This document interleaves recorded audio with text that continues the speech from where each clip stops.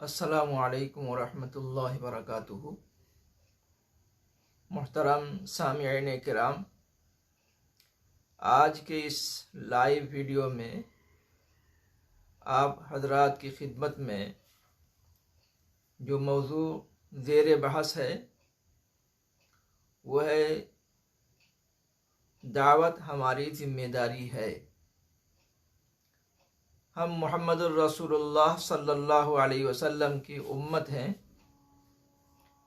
और नबी करीम सल्लल्लाहु अलैहि वसल्लम की जो उम्मत है ये दो तरह के है।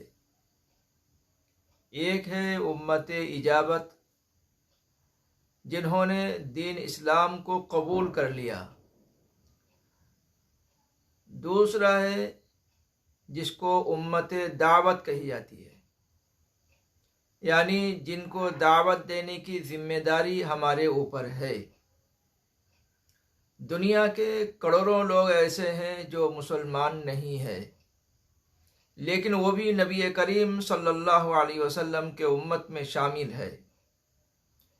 बड़े अफसोस की बात है कि हम अपने मुल्क के बारे में अगर बात करें तो ये कह सकते हैं कि हम दूसरे मज़ाहिब के साथ, मज़ाहिब के लोगों के साथ अपना कारोबार करते हैं, रहन सहन उनके साथ है, आना जाना उनके साथ है, स्कूल में पढ़ना, नौकरी करना, तिजारत करना, काश्तकारी करना, ये सब कुछ उनके साथ होता है। लेकिन अफसोस की बात यह है कि मज़हब के बारे में, दीन के बारे में हम उनसे गुफ्तगू नहीं करते और इसकी वजह से गलतफहमी भी बढ़ती जा रही है। उनके जो लोग हैं, जो लोग ये चाहते हैं कि मज़हब के नाम पर सियासत करें और जो उनके मज़हब का नहीं है उनको भी अपने मज़हब में शामिल करके अपने तादाद को ज़्यादा दिखा करके हुकूमत के ऊपर काबिज हो जाएं। उनकी तिजारत और उनका मकसद, ये मकसद में वो कामयाब हो, इसलिए नफ़रत का आग वो जलाने के लिए कोशिश करते हैं कि मुसलमान है ये हिंदू है।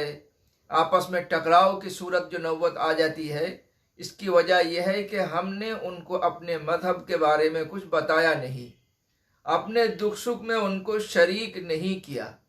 हमारे यहाँ मिसाल के तौर पर हमारे बच्चों के शादी होती है, उसमें हम लाखों रुपया खर्च करते हैं, उनके बहुत सारे खाना वगैरह बहुत सारे चीज़ ज़ाय होते हैं, हम उनको फेंक देते हैं।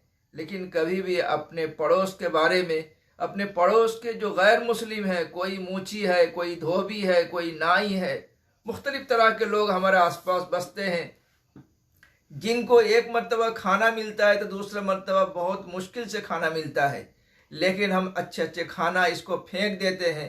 तो हमें ये चीज़ें रोकना चाहिए और इसी की वजह से गलतफहमी ज़्यादा बढ़ती जा रही है कि मुसलमान ये खाते भी हैं और ज़ाय भी करते हैं लेकिन दूसरों को नहीं देते।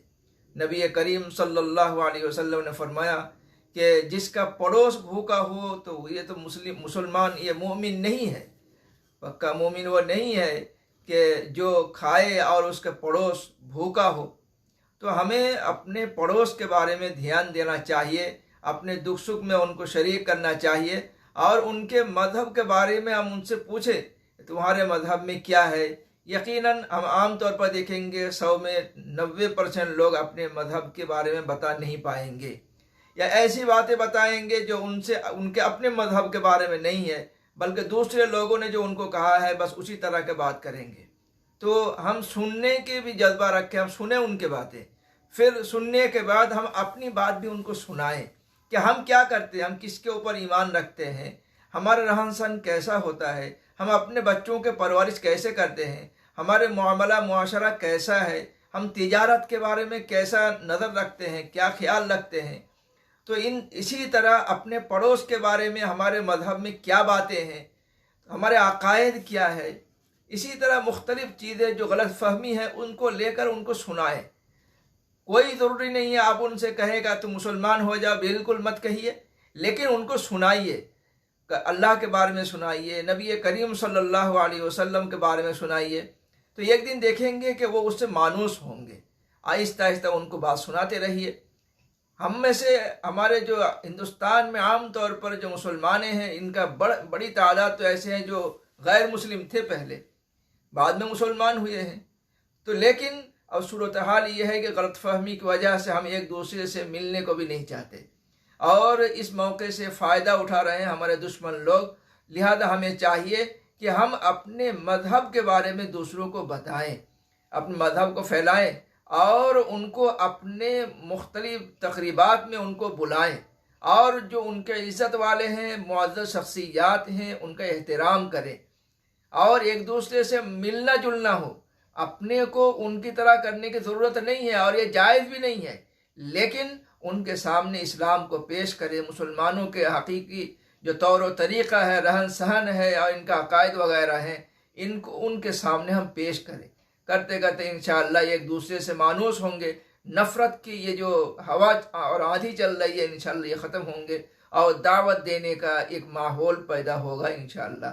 اللہ تبارک تعالی ہم سب کو سمجھنے بوجھنے سے زیادہ عمل کرنے کے توفیق نصیب فرمائے۔ وآخر دعوانا ان الحمدللہ رب العالمین۔ اب اس کے بعد انشاءاللہ بنگلہ پروگرام ہوگا۔